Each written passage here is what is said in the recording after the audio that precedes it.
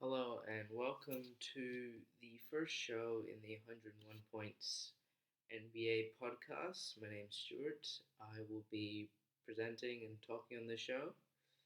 Um, so, this show was originally created as part of sort of a school project where I would be writing some basketball articles, but got really bored of that really quickly, as you might expect. So, in today's show, we will be looking at my predictions for all the awards in the 2020 season and power rankings for the same season. Okay, so we are going to start with the NBA 2020 power rankings. So, no surprise here, spot number 30, the Charlotte Hornets, no doubt. I don't want to talk for too long for each team, so I'm going to keep it quite short. So the Hornets, they re-signed, or they didn't re-sign, they signed Terry Rozier to, was it a 3-year deal? Over, worth about $60 million, I think.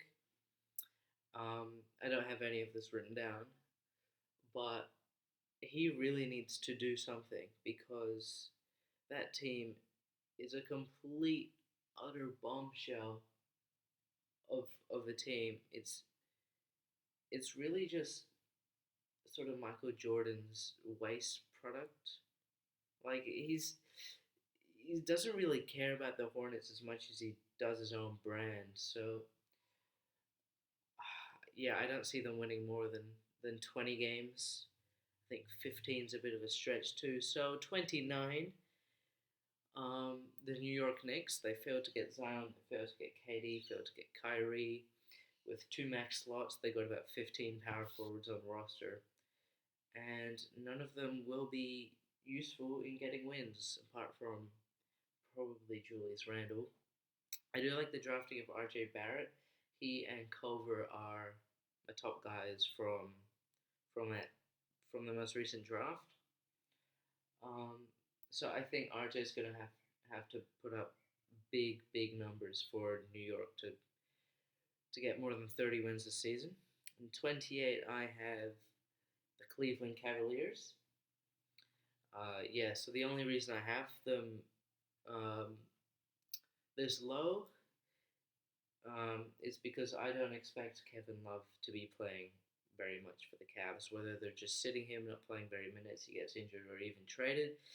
Um, I would have him higher if I expected a full season from Kevin Love. Fortunately, I don't. I don't think he's going to play out the full season. Um, and for that reason, I have the Cavs really low. So 27, I have the Phoenix Suns. So Aiden is going to have a monster year. I think he had the most overlooked rookie year we've seen in many years, just because we had Luka and Trey Young. He put up what 16 and 10 as a rookie without a point guard to give him the ball. That's massive. So I think with Rubio, they did overpay for Rubio, but that's fine. They needed a point guard to put next to Booker and Ayton. So I think the Phoenix Suns will have a few more wins than last year, but I don't think they'll improve too much. So next at 26, I have the Washington Wizards. Um, I don't think Bradley Beal can be a one-man team. I don't think he's got the skill set to be a dominant player. Yeah, he's very good. He'll average 25 points a game. It's massive. But I don't think that he can do it himself. I think Rui Hachimura was a bit of an awkward draft pick in that I don't think he really fits what they're trying to do in Washington. Thomas Bryant will have a decent year, but I'm not too sure about the other pieces surrounding this team. I just don't think they'll be that successful, and I think I'm generous to give them 26. I probably would have had them at 28 if they drafted someone other than Hachimura. If they gone a different route there. So 25, I have the Chicago Bulls. That young core is going to be very exciting, and it's very stiff to see them at 25. I could easily have them at 18 or 19. That's how close this bottom third of the league actually is. I could have Chicago, Memphis, anywhere inside the top 16, 15, I think. So yeah, so Wendell Carter Jr. is going to have a big year alongside Markkinen. I think that front court will be very good for a very long time. Um, just because of the way they Markkinen is sort of a creator. He's sort of a small forward in a seven footer's body. The things he can do is not like it's not something a 7 footer should be able to do. I think Wendell Carter feeds off that. And he gets a lot of extra stats just because Marketing doesn't play big. So I think they're going to start Sadaransky to start the season. That's no doubt in my mind. But as the season progresses, I think Kobe White will earn a few more minutes. Um, so on the wings, Porter and Levine, very good duo there in the wings, defense and shooting for Porter, and Levine, obviously a crowd pleaser. So 24, I do have the Grizzlies.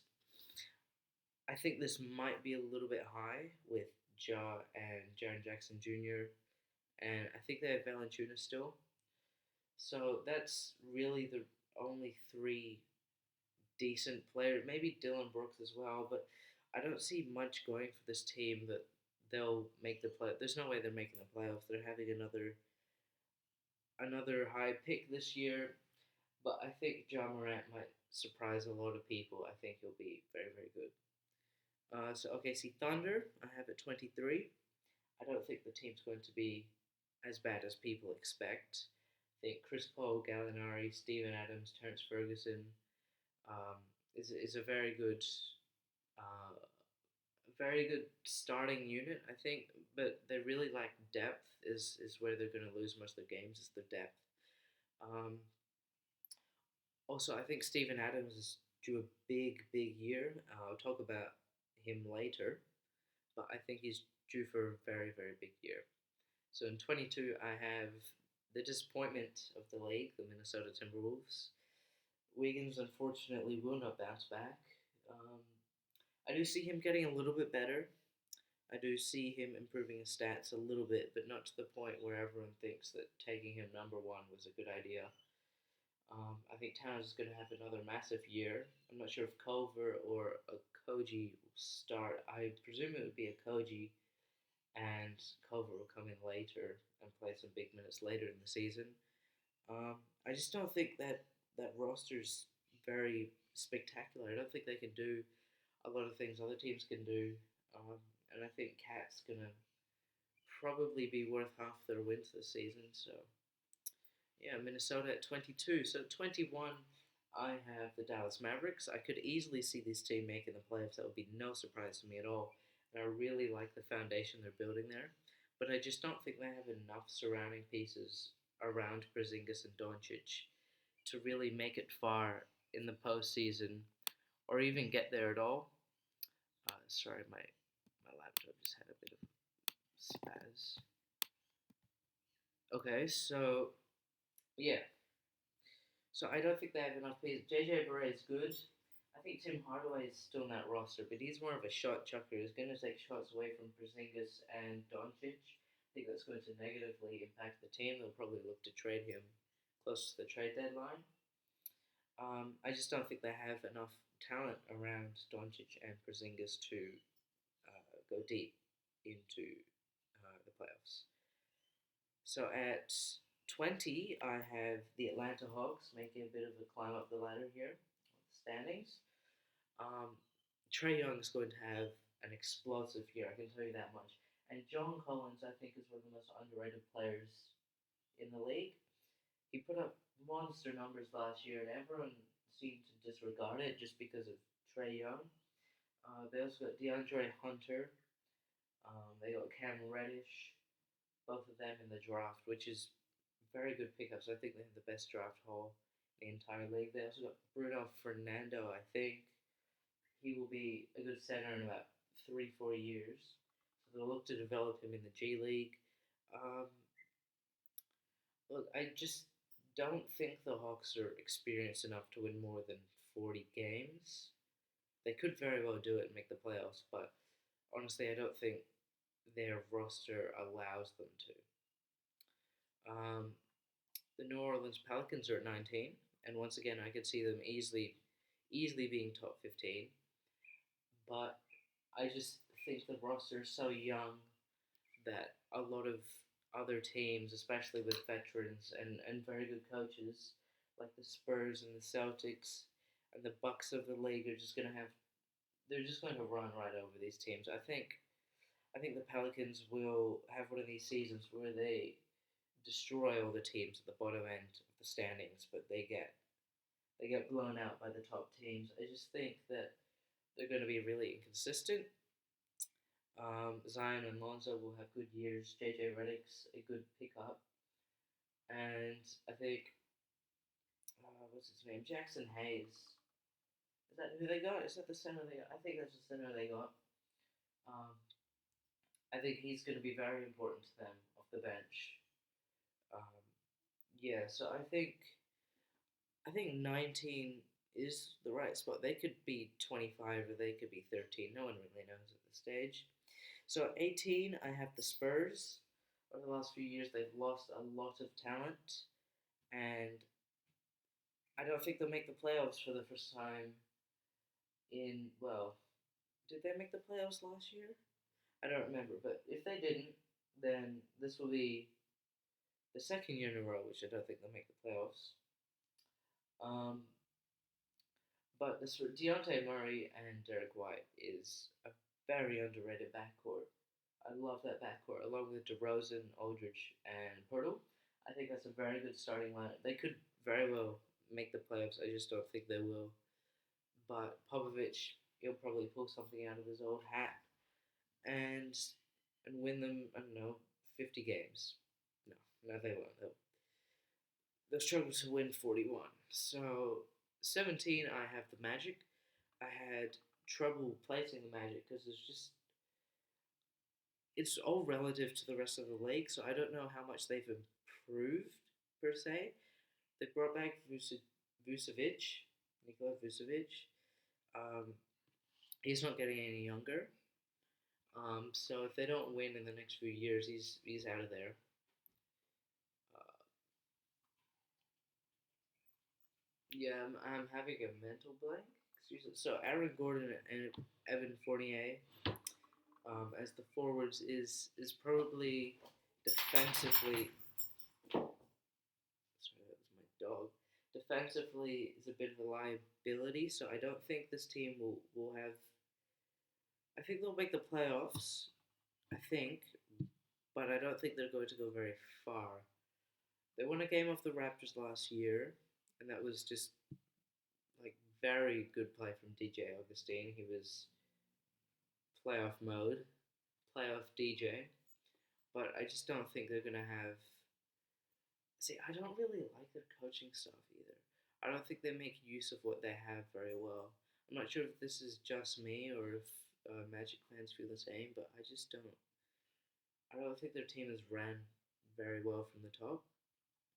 So 17th is where I have the Magic. I'll try and go a bit faster here as we go through the teams just making the playoffs. I have the Miami Heat. Jimmy Butler's acquisition will be a big one. Bam Adebayo will have a very, very good year. I'm not sure if they're going to start Dragic at point or Winslow. I hope it's Winslow, and I hope they trade or play Dragic off the bench. Dion Waiters is still alive. I mean, who knows with him if he's going to have a good year or a bad year. He's really inconsistent. So I see Miami sneaking into the playoffs at 16th on my power rankings. At 15th, another Eastern Conference team, the Pistons. I thought this was also a bit stiff being all the way down at 15. They probably have one of the better front courts in the league. It's just, well, obviously the acquisition of Derrick Rose was very, very handy. And I think he's going to have not a breakthrough year, but definitely an improvement of last year. Reggie Jackson, obviously, solid point guard. I just think they need to fill the void at small forward and probably deepen their bench a little bit, and then they'll probably be a 5-6 seed if they get those things right. But right now, I have them at 15 on the power rankings. So 14, up and coming young team, the Sacramento Kings. Their backcourt is elite. It's going to be one of the better backcourts in the league in a few years. Fortunately, Buddy Hield is on the older side of that team, um, but he's probably the hottest shooter in the league right now. So don't take anything away from him because of his age. He's a really good player. Obviously, the loss of Cully Stein is very fundamentally. It's going to change their game style because of what a presence he brought on the defensive rebounding side of the ball. Also, he's very tenacious on offense as well, getting those or setting those hard screens to gain those offensive rebounds. Um, so they tried to fill his hole with Dwayne Dedman. Oh, that sounded really weird. Um, yeah, but Dwayne Dedman, he's a different guy. He's going to space the floor a lot better than Coley Stein is. Maybe his screens aren't going to be as hard, and he's not going to get as many rebounds a game. But I'm sure Marvin Bagley can pick up from that. So number 13, I've fallen down the table a bit from championship to number 13 is the Toronto Raptors. They're going to make the playoffs. There's no doubt about that. They still have a really capable roster. It's just Kawhi is such a big presence that dropping 13 spots on the table is really a surprise to no one. So I think Pascal Siakam will have another improvement year. I don't think he'll win most improved, but he'll have another good one. And the loss of Danny Green will be very costly. With they're gonna have to play Norman Powell at shooting guard, a small forward or something. I honestly don't know how they're gonna work that out. The wings on that team, maybe OG Anunoby gets some more minutes, but yeah, I'm really not sure what to make of this team. So at number 12, without Kevin Durant, I have the Brooklyn Nets. With Kevin Durant, I probably have them fourth or third. I think this is a very structurally, fundamentally, really. Um,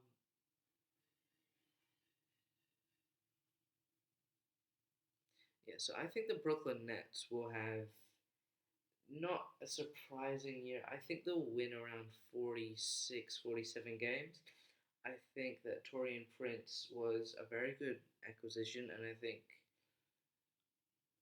Kyrie Irving will have a surprisingly good year. He'll put up 28 points per game is what I'm estimating here.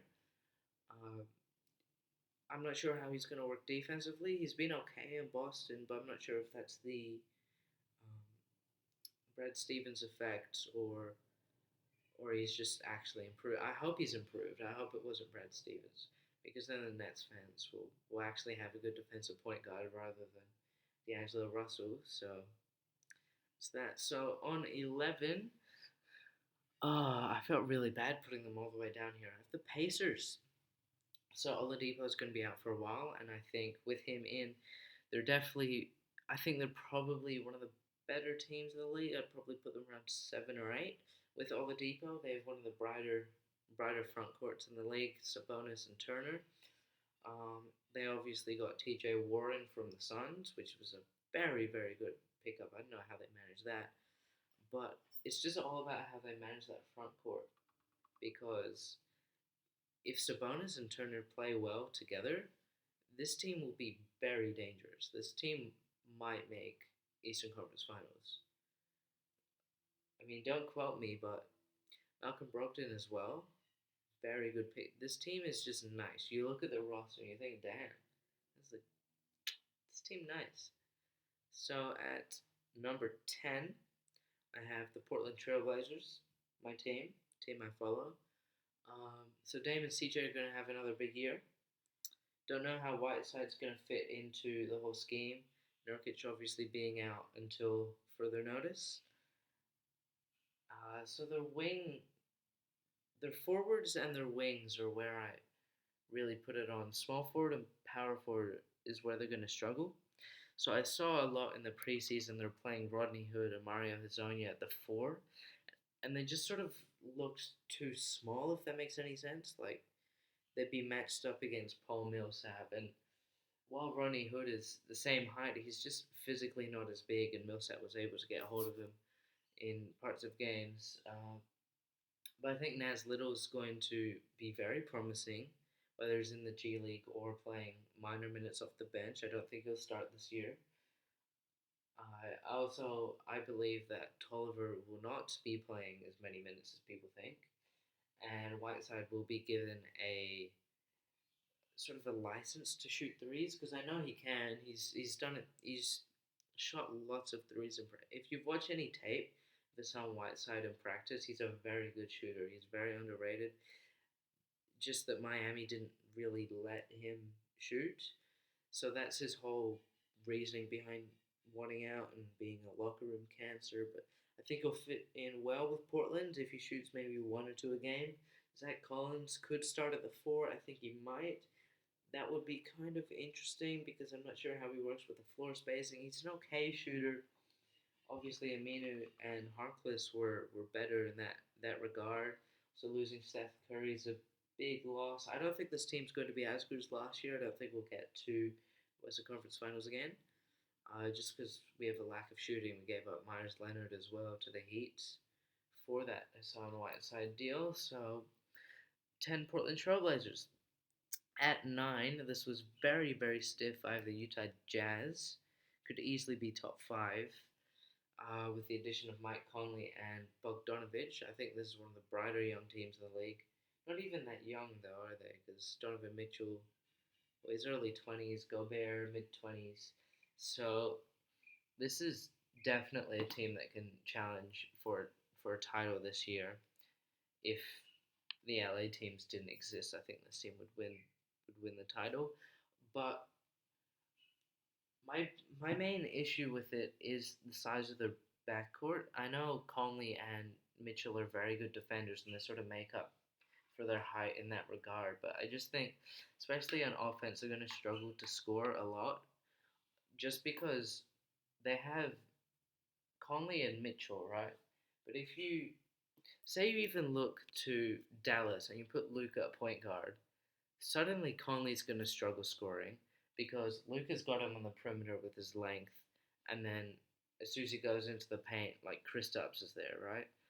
So I think that's going to be the case for a lot of their possessions on offense this year. They're just going to be sort of too small to score a lot of buckets. They're going to take a lot of bad shots. But I think Quiznar is a very good very good shot. He's a very good coach.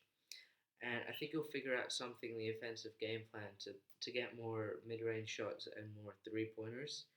I think they're going to be a very fun team to watch with Mitchell, Bogdanovich, and Conley being not really a new three because Mitchell's been there for a while now, but sort of a exciting trio to watch. So at 8, I have the Boston Celtics. Um, I think this might have been a little bit high. Um, I think they have too much talent in this team not to be a top 4 seed. I think Tatum's going to have not a breakout year, but he's going to improve. He's definitely going to improve. Jaylen Brown needs to be traded because I don't think he'll start. I think Marcus Smart will start, or he better start, because it makes more sense for the team for Brown to come off the bench. But they should really look to trade him too. I think the Pistons for a deal with Blake Griffin in some regard. I think that needs to get done because that's the position of weakness at the Celtics. The power forward. Do you play Tatum, Hayward there, even Jaylen Brown? Who do you play there? And if you play one of those guys there, they're going to be undersized and they're going to lose a lot of battles in the post and they're going to get out rebounded. Ennis Cantor's a good rebounder. Seeing a lot of trash talking on Instagram and Twitter between him and Kyrie. Well, mostly him. Kemba Walker is an upgrade, I believe, over Kyrie Irving in regards to team basketball. I think he will be a better leader. He'll be a better communicator. He'll overall be a better player for the team, for the system. Um, yeah, so I think Boston at 8 could be a little bit high, but I think they'll be a top 4 seed this year in the East. Okay, so going on to number 7. A lot of people said this team would drop out, say outside of the top 10. I think this team is still very, very good. It's the Golden State Warriors. think if Clay comes back fully hit, fully fit and healthy, this team might win another championship. Yeah, I said that. Draymond Green being 6'5", it's very interesting as a power forward slash center slash point guard. I think Stephen Curry is going to have a lot more of the ball this year, which means 30 plus points a game, which is going to be very exciting. Plus, he can play off ball with D'Angelo now because he never really had a playmaker, two playmakers like D'Angelo and Draymond. Katie and Clay sort of ate shots. They didn't really try and play make. I mean, Kevin Durant tried, but he wasn't. He's not as good as D'Angelo in that regard. Also, Willie Cauley Stein is a very, very good pickup. I think he suits their style of play, like the Andrew Bogut's that they have, the Zaza. Cauley Stein's the next one of those. I think he's going to help this team win a lot more games than people think. So, number 6, a lot of people have this team as number 1, the Houston Rockets. There's only one basketball. I know people have been saying this for years with Harden and Paul. Well, not years, maybe 2 years. But Westbrook's a different player to Chris Paul. If you watch Thunder games, especially in the playoffs, he takes the weirdest shots. Like, they might be down by 5, 6 points. And then Westbrook will just come up the court and shoot a deep three from the logo. And it bricks out. And all of his teammates look at him like, why the hell did you just shoot that?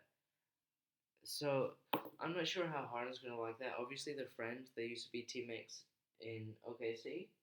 So I think that's going to help their chemistry. I think PJ Tucker will have a big year playing power forward, small forward. Clint Capella, I'm not sure how he's going to go after that playoff run because I know playoff runs translate onto the next season. But yeah, I think they're pretty stiff to go at number 6. They could be a bit higher, but I'm just not sure how that backcourt is going to work out. Okay, so number 5, I have the Denver Nuggets. I think Jokic is going to have a massive year, like a really, really big year, along with Jamal Murray and Gary Harris. That big three is going to be very, very pivotal for this team to win, as well as Michael Porter Jr. is going to be very, very good this year. I think they have the best young team in the league, easily. It's not even close. Who the best young team is the Nuggets. So I was watching the preseason game with the Nuggets and the Trailblazers, and Michael Porter Jr. checked in for the first time in his career to an NBA game. He looks like he's been in the league for 10 years. He literally looks like Kevin Durant. Like his play style is Kevin Durant 2.0. I know that's a very common comparison, but I see why. He's so smooth with the ball in hand. His fadeaway jumper is really, really smooth. And he's very smart too. That's the thing a lot of people like seem to put past. His IQ is very, very good. He only takes shots that he knows he can take. And I think that Denver knows this, and I wouldn't be surprised if he plays some point guard minutes his first year, which I mean, it would be a bit controversial because obviously coming off the back of a major injury like that and being 6'10" playing point guard is it's a bit yikes. But I think Michael Porter Jr. is gonna have a very good year. So at number 4, I have the Philadelphia 76ers. I only have them this high because their talent is off the charts. But I just don't know how this team's going to function in the playoffs. Al Horford, he's an okay shooter. He's okay, but he's not what the Sixers need. Embiid, okay shooter, but he's not good enough at shooting for to play alongside Ben Simmons long term. Okay, I know Ben Simmons hit a 3-pointer against I think it was a Chinese team. Don't quote me on that. I don't know what it was, but I think he'll probably shoot one a game tops, Simmons. I think he might shoot one every 4 games, and he'll probably make 25% of those. So I think this team lacks a major shooting. Don't get me wrong.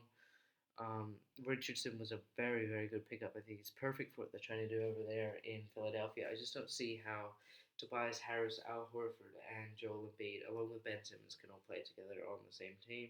Also, their bench depth is very, very bad. Like, I think they have one of the worst benches in the league, so they're going to have to stagnate minutes with all their starters, which means there's going to be bench players getting a lot of minutes in against other teams' starting lineups, which is, yeah, that's not really going to work out very well for the Sixers.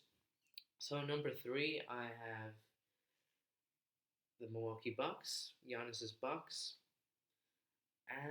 So I think Giannis will have another amazing year, 30 points plus, 12 rebounds plus, 7 assists.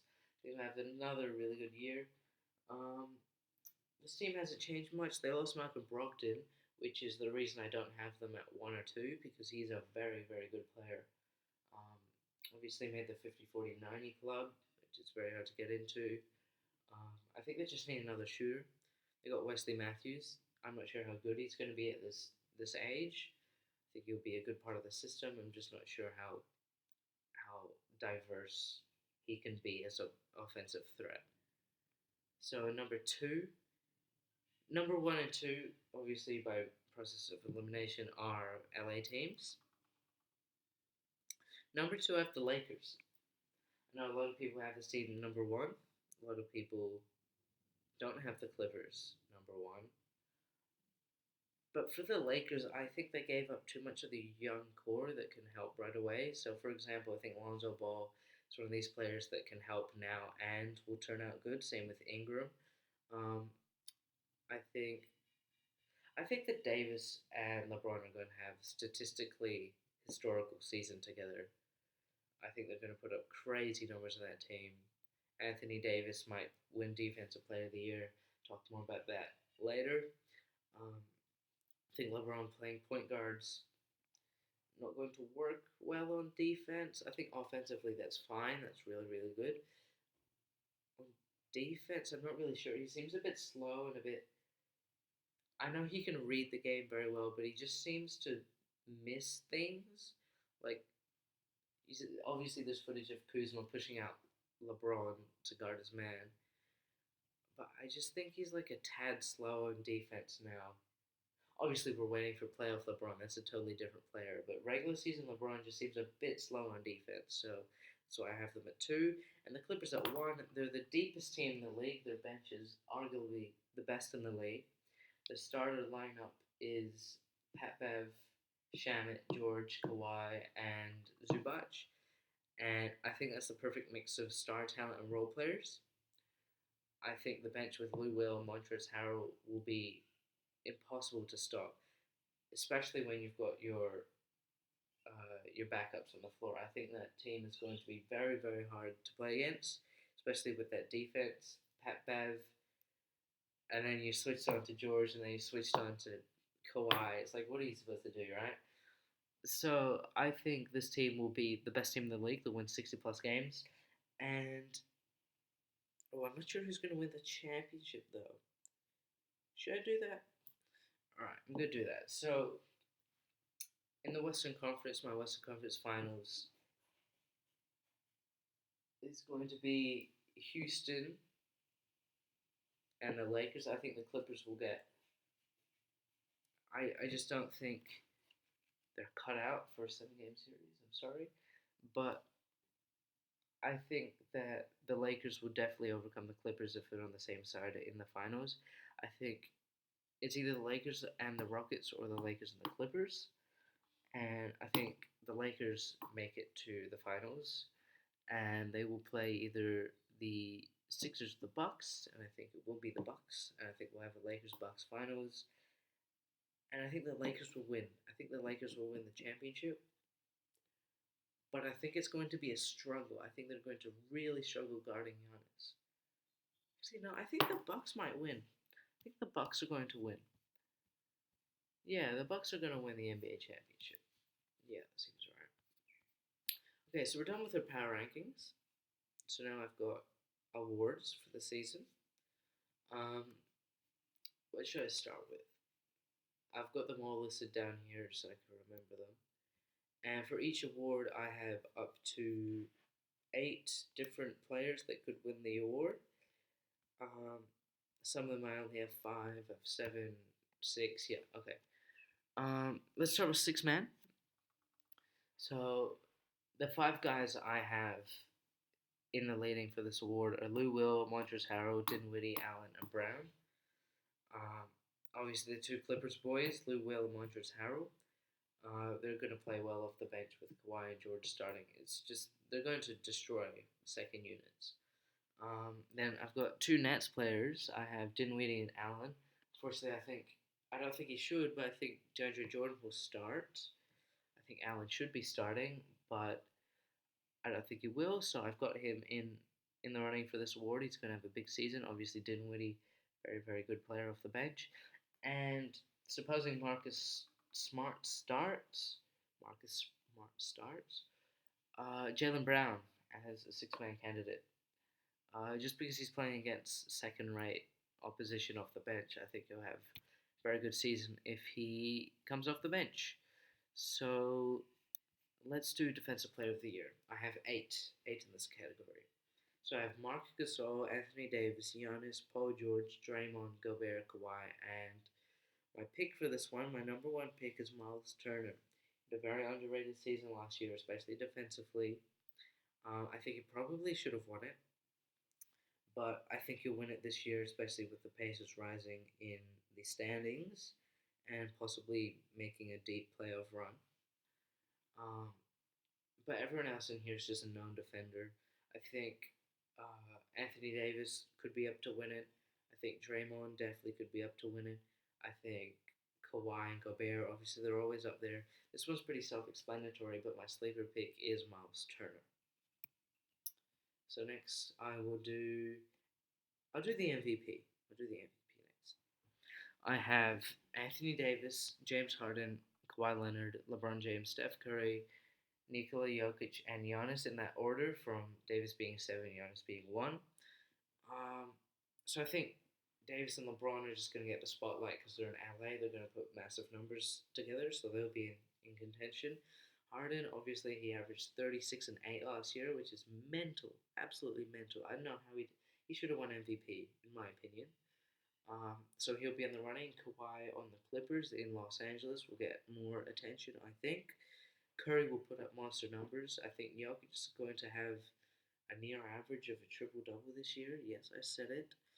But I think Giannis is going to win it. He's going to go back to back because the Bucks are going to be the team to beat in the East again. And I don't think it'll be close. I think they'll win the conference by 5-10 games. I think Giannis will put up even bigger stats this year. So I think he's got MVP in the bag for me. But I could see anyone else on that list winning it. So next I'll do most improved. This one's in no particular order, by the way, but the last one was. So I have Bam Adebayo, Justice Winslow, Lonzo Ball, Jetty Osman, Jamal Murray, and Steven Adams. I think Steven Adams will win it just because his points and rebounds are surely to go up playing with Chris Paul. He's going to get better looks on the inside. Obviously, without Russell Westbrook, he's going to get way more rebounds. I think he was second in box outs last year, and I don't think he was top 10 in rebounds. So I think he's going to have a very big year statistically, Steven Adams. I think Jamal Murray's going to be up there. He's going to put up better numbers with Jokic also putting up better numbers. Jetty Osman's going to have to do something for the Cavs because they need someone to play basketball. Like Lonzo Ball, obviously, he's going to get better playing for the Pelicans with Zion and Drew Holiday to his side. They're going to be a very good defensive backcourt, that team. And Justice Winslow as well, point justice. And Bam Adebayo because he will have the starting role for the entire season. Okay, so then I have Rookie of the Year, which is, I think, the most interesting award this year. I think a lot of people straight up be, oh, Zion's going to win it, Zion's going to win it. I'm not sure he's going to play more than 60 games, so I think it's hard to see him win. But the other guys I have are Carson Edwards, the Celtics, from the Celtics, Carson Edwards. I have Cam Reddish, think Rui Hachimura will have a good season, but I just don't think he works in Washington, if that makes sense. I have R.J. Barrett, John Morant, Michael Porter Jr., because technically he's still a rookie, just like Ben Simmons was, and obviously Zion. So I think it's between MPJ and Zion. I think if Zion plays more than 70 games, he'll win it. I think if he doesn't, it's Porter's. Um, yeah, because man, watching Michael Porter, he looks so good. Like he was so good. Honestly, I think he's the best. Yeah, he's the best out of this list. He's the best player in this list. Um, I've seen RJ play. I've seen everyone else here play, but I think Michael Porter Jr. is going to take home this award. And so that's it. That's the end of the first podcast on 101 points. Uh, Thank you for listening. If you got this far, I highly doubt you got this far. If anyone got this far, um, let me know somehow in the comments or wherever this gets put up. Um, Obviously, a 40-minute podcast doesn't get received well on YouTube, but yeah. So thanks for listening, and if you have any suggestions for what you want me to talk about next, send them through. Thanks.